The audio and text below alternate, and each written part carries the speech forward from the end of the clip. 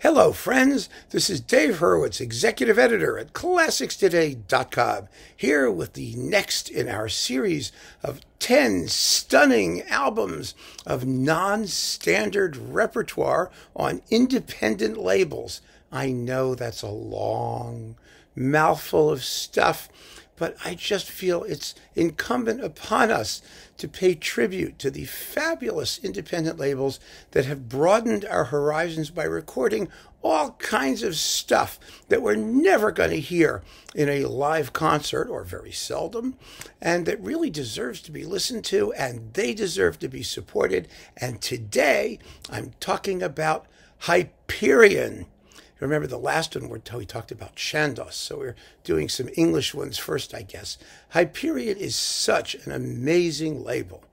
Totally fabulous label founded by Ted Perry, a class act from the day they got started, and with an amazing catalog, an absolutely stunning catalog of stuff. Now, HYPERION has done recordings of all kinds of music. I mean, all the standard stuff, of course. They've got Beethoven cycles, they've got normal things. But I think if I had to think about their contribution to the universe of interesting music, and particularly unfamiliar music, they are specialists in two areas. The first is early music. That is early, choral music and stuff like that. And Handel, of course, but early music particularly, in which they are absolutely marvelous, and they have a vast catalog. But even more significantly, in my humble point of view, has been their contribution to expanding the repertoire of keyboard music. And in that context, they have a roster of extraordinary pianists. I mean, it helps that both the English and Canadian piano schools have been just tremendous in the past, in the second half, let's say, of the 20th century and into the 21st century, with a large number of extraordinary artists. But their roster isn't limited to British and Canadian artists. They just happen to have the best ones, or most of the best ones. I mean, one of the most noteworthy things that they did was get Tatiana Nikolaeva, you may recall, to record the Shostakovich Preludes and Fugues. And that recording put that work on the map, even though it wasn't Nikolaeva's first recording of it. It was the exposure, the distribution that brought people's awareness to both Nikolaeva and also the work. And that's the kind of things independent labels can do when they play their cards correctly. And of course, they have since done the complete Schubert songs, and they did the complete Liszt piano music with Leslie Howard, which we're going to talk about in a minute. So there's incredible stuff out there. Really, really incredible stuff out there on the HYPERION label. And so this list of 10 stunning recordings of unusual repertoire, which is not all unusual, but I have to mention it anyway, I think, just out of fairness, is entirely based on piano music. It features the keyboard, the piano, and all 10 of them. So let's just get to them, shall we? Because these are pianists you should know, and works you should know, and recordings you should know. So first, Ignaz Moscheles, who is actually pronounced Moscheles, apparently. But Moscheles, I don't know, that just sounds horrible to me. So as far as I'm concerned, he's dead, and he's Moscheles. Moscheles is performing, let's see, piano concertos. He's not performing, he's dead. Howard Shelley is performing piano concerti numbers 1, 6, and 7. And these have nicknames. Number 6 is the Fantastique, and number 7 is the Pathétique. So this is like really kind of intriguing stuff. And Howard Shelley both plays and conducts. He's a very fine conductor, and he conducts the Tasmanian Symphony Orchestra on this recording. This is part of the virtually endless romantic piano concerto series. This one is number 32. They're in the 80s or 90s now with this series. Boy, is that going to be a box someday, if it ever comes to an end. But this is wonderful to have. And Howard Shelley is one of those terrific pianists that HYPERION has cultivated. Of course, he's appeared on other labels too, like Chandos. I mean, it's a little incestuous, sort of finagling going on with, these independent labels, but that's okay. We're starting with Moscheles. So let's do that. There's somebody next. Let's see, who else have we got? Number 2, York Bowen.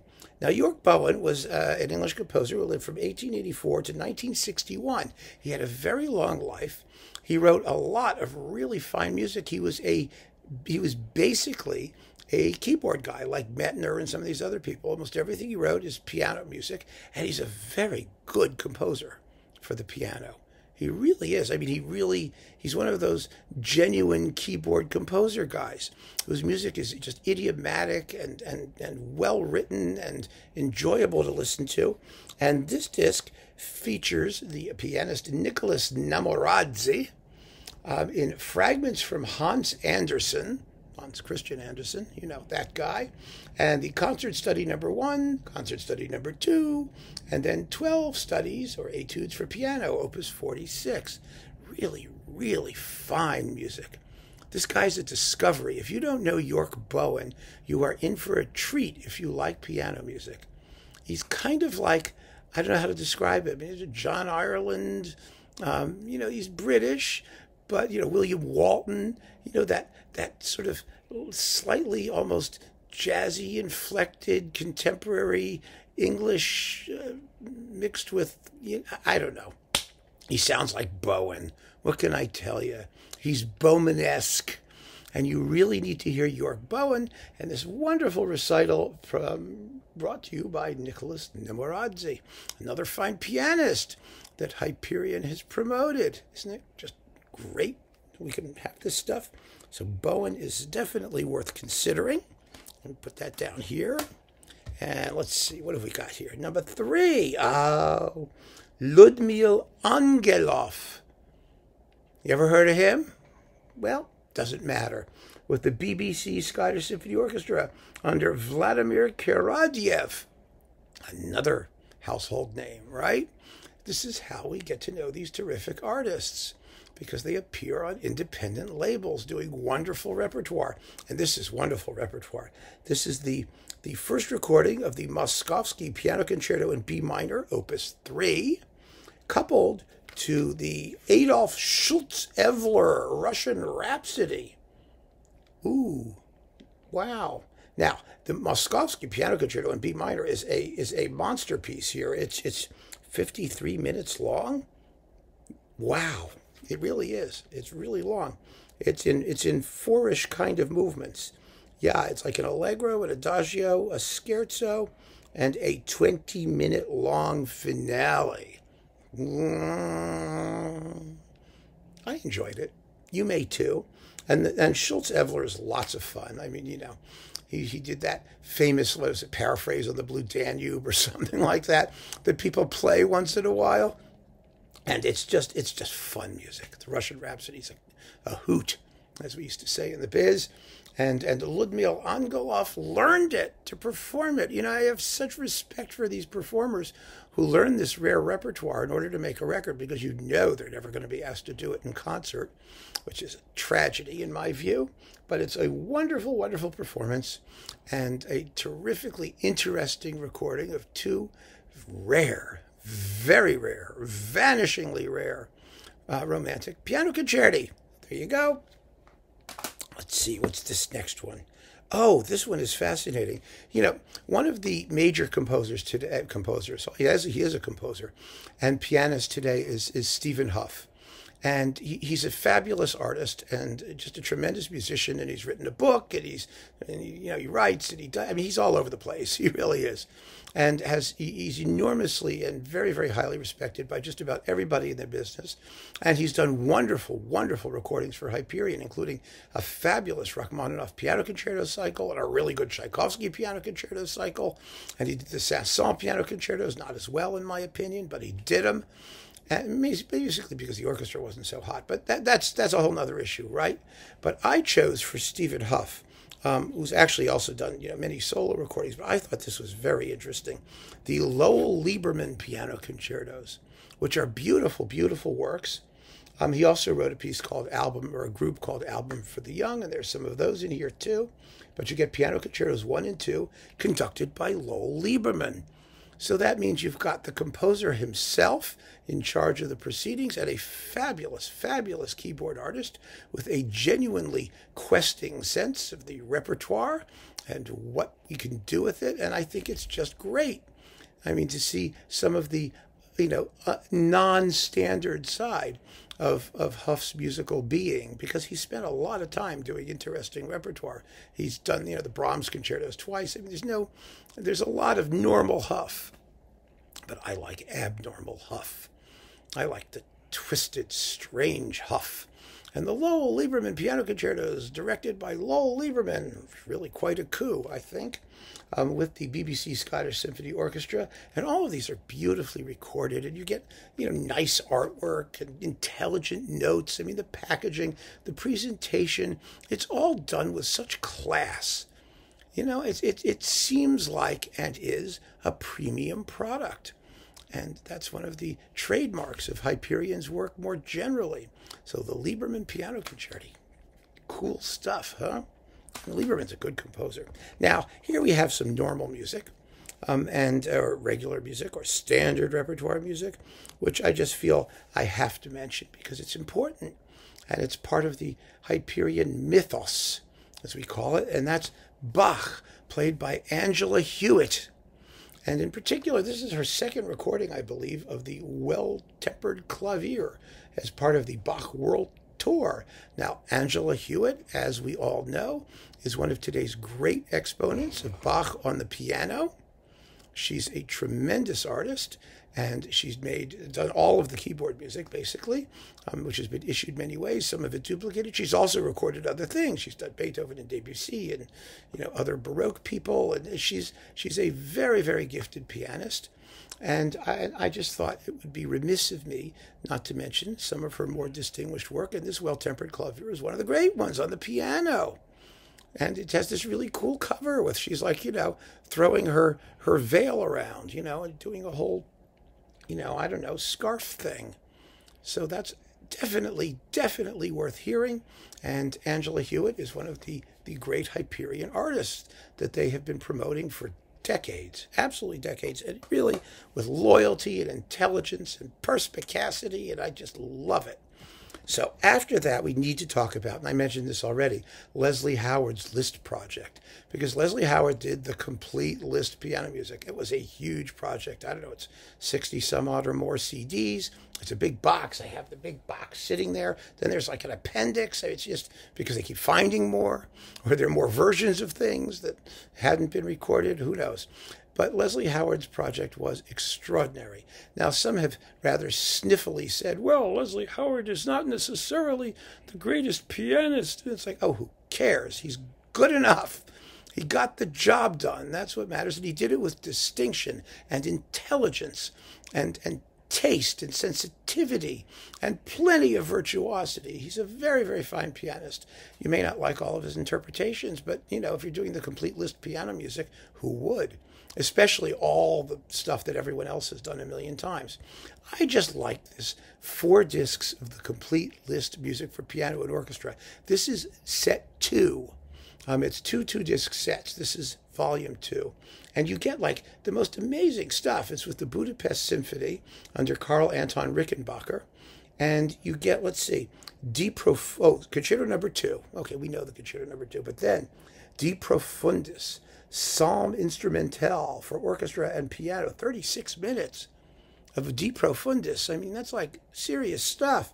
And then the arrangement of Schubert's Wanderer Fantasy, which is just fabulous. It's one of Liszt's greatest works, or most sensitive arrangements, and it works fabulously well as a piano concerto, and it should be played constantly, but it's not. And then the Concerto Pathétique in E minor, which is the version for piano and orchestra by Edward Royce and Liszt. That's another 25-minute long piano concerto by Liszt that nobody knows. Originally, it was piano solo, and then it was sort of arranged for orchestra. Some of the Liszt stuff, it's kind of a mess, and it needs to be banged into shape editorially. And then the Weber Concertstück in Liszt's version of the solo piano part. Who knew he did that? And then there are 2 versions of Totentanz. There's the original one, the variations on the Dies Irae, and then there's this one, this fantasy for piano and orchestra, the De Profundis version, which You know, I mean, it's got some of the same stuff in it, but it's completely different in most other ways. And it's, you know, it's a big, huge orchestral work that nobody knows. And finally, let's see, the fantasy on Hungarian folk melodies, the Hungarian fantasy, that's fairly well known. And it's delightful and full of good tunes. And then finally, they add as a special bonus on Compact Disc 3 for no extra charge, Sophie Mentor's Ungarische Zigeunerweisen, concert in Ungarischen Stil, probably written with Liszt collaboration and orchestrated by Tchaikovsky. So that's one heck of a group activity there. Sophie Mentor wrote it. Liszt probably had something to do with it, and Tchaikovsky orchestrated it. Not bad. It's fascinating, this stuff. Absolutely fascinating. And like I said, there's 2 discs in the first one, which also has some unusual material on it. A wonderful project, an amazing project, a true voyage of discovery, and a huge investment of time and money and energy and resources by Leslie Howard and Hyperion. And you should own it because it's really cool. Next, let's see, where are we? We're like 5 here, 5 or 6. This is 6, 7, 8, 9, 10, 7. Number 7, Saint-Saëns, the complete Etudes with Piers Lane. See, every one of these has a different pianist. That's the point here, because there are just a lot of them, and they're all on Hyperion. This is a wonderful disc. Oh, I adore these pieces. These Etudes are so much fun. There are 6 Etudes for the left-hand solo, but the really fun one is the one based on the finale of the 5th Piano Concerto, the Egyptian Concerto. It's like the entire finale condensed into like a 3-minute piano etude. It's really, really fun. The music is virtuosic and glittery, and it's just Saint-Saëns. You know, it's very, very enjoyable. There's some polyphonic ones, right? There's like, prelude and fugue ones in the 6 Etudes, Opus 52. And there's a couple of them in Opus 111 as well. And then there are, you know, sort of functional harmonic type things about, you know, thirds, major and minor, and chromatic harmony, and then like programmatic ones, Les Cloches de Las Palmas, the bells of Las Palmas. I mean, this is really great unknown stuff. And Piers Lane plays it to a fairly well. This is on my iPod or my phone. You know, this is one of those things I play in the car a lot because it's just so enjoyable from one minute to the next. It has no dead spots. It's really great music. No one does it. It's fantastic. So these Saint-Saëns complete Etudes. And also you get the theme and variations, Opus 97. I mean, what's not to love?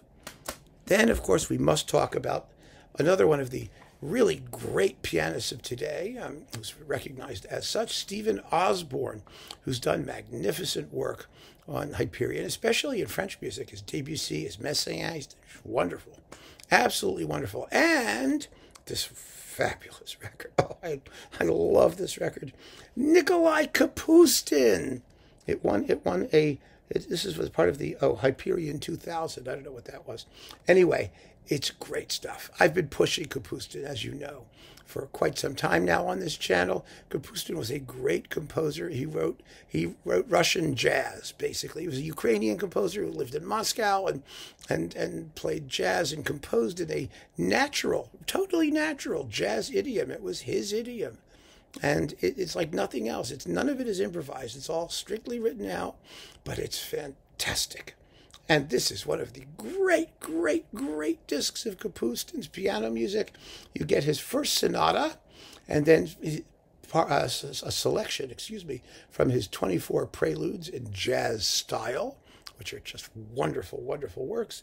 And the Sonata No. 2. This is incredibly difficult music. It's extremely virtuosic, but takes just as much sensitivity and taste and feeling for style and swagger, and Osborne has it all.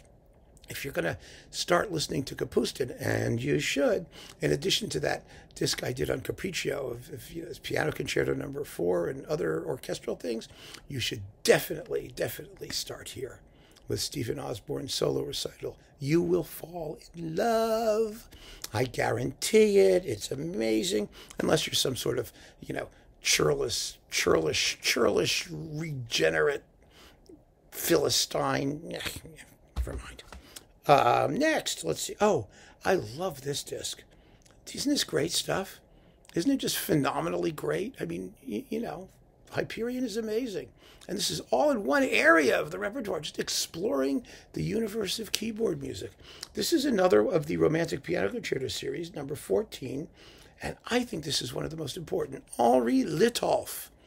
Now, Litolff is only known today for the scherzo from his Concerto Symphonique number 4. I think it's number 4.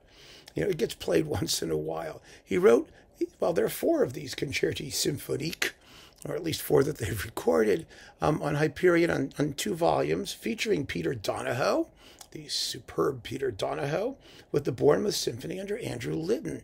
And this is a great duo of discs. These are good pieces, seriously good pieces. They are 4-movement symphonies with piano obbligato. And they don't get played at all. And it's disgusting that they don't get played at all. It just pisses me off to no end because it's wonderful music. Litolff was known as much as a music publisher as a composer, and his music is completely ignored and neglected. And this was his invention, these Concerti Symphoniques, symphonique with an S, you know. And nobody does them. Nobody cares. Hyperion recorded them. Thank God. They devoted 2 discs to 4 of these pieces, and they are absolutely major discoveries. So if you've got some time, or if you want to hear something that's absolutely wonderful and it's just unique, I mean, they are special pieces, give a shot to Litolff. I mean, it's really, really good. There's the cover. You know, I mean, I'm making a list of all these down below so you can see what they all are. But really, first-rate stuff. Absolutely first-rate stuff. However, last but certainly not least, and you knew it was coming if you know anything about Hyperion, we have to talk about Marc-André Hamelin, who has totally, you know, I mean, to say he's one of today's great pianists is an understatement. He is a major, major force in the history of keyboarddom, who has single-handedly restored vast tracts of repertoire to currency, repertoire that nobody was playing particularly well because nobody had the technique to do it. And in that respect, he's a little bit like sort of Tiger Woods was when he hit the golf tour. You know, Tiger Woods was, you know, initially was just, you know, winning things by like, you know, 500 strokes because nobody could keep up with him. But he raised the level of the game. And eventually other young golfers came around who were able to compete and start beating him. And then he self-destructed. And I mean, that's a whole other issue, which fortunately Hamelin does not have to deal with because you don't make that kind of crazy money and whatnot playing the piano as opposed to golfing. But the fact of the matter is that when Hamelin started making recordings of the Ives Concord Sonata for New World or the Alcan, you know, Concerto for Solo Piano, and then he re-recorded it all for Hyperion, and then expanded, and they basically turned him loose. This is a legacy. This guy has a legacy that's going to be one of the great musical legacies of all time on disc. Just unbelievably fascinating music, and some normal stuff too. Yes. I mean, and he's done fabulous Haydn sonatas and Haydn concerti. I mean, Hamelin is extremely versatile, but wow. I mean, you know, when he gets into some of that unusual repertoire that he's introducing to us, not only do you know that the repertoire is going to be worth hearing, but that it's going to be performed at the absolute highest level. And that's what makes it work. It's one thing for some, you know, decent guy to be running around in the sort of armpit of classical music doing slightly crusty versions of unknown creaky composers' works that are kind of legendary in keyboard circles. It's entirely another thing to be on a label that has this kind of presence, this kind of professionalism, and to present the music in a way which normal people, the general classical music audience, can begin to absorb, and so that it becomes part of the daily bread of keyboard artists all over the world. And Hamelin has done that. And he did it particularly with Leopold Godowski, the complete studies on Chopin's Etudes, which are etudes about etudes. These are wild pieces. You know, Godowski takes two etudes and combines them and does all kinds of crazy stuff with just insane virtuosity and, you know, somewhat murky chromatic harmony sometimes, but it doesn't matter. These pieces were just sort of over there somewhere, even though other people had recorded them, or some of them. I mean, I'm not saying Amelin was first. He was best. He was there at the right time, and he gave an entirely new complexion and standard of performance in this music. And this was kind of the disc that did it, that cemented his place at the very, very top of piano virtuosi and keyboard artistry. I mean, my goodness, this is fabulous. So the Godowski Etudes, this is a legendary disc. It really is. One of the great recordings of all time. And oh, wow. I mean, we all wait for the next Amelin recording to come out. We just can't wait to see what he's going to do next. And we follow it, and it's fantastic because he's just an amazing artist. And Hyperion has been his home. Welcome home. It's been a perfect match of artistry and artist and label. And for that, we have Hyperion to thank. And this set, this rundown of 10 amazing recordings can be yours if the price is right. Now, if you just go and order some of them, start listening to Hyperion's unbelievable catalog of keyboard music. And maybe we'll do a talk later on early music or some other things they've done, because there's just so much. And it's so good, so consistently good. And it's just phenomenal, absolutely phenomenal. So keep on listening, my friends. Thank you so much for joining me. Take care.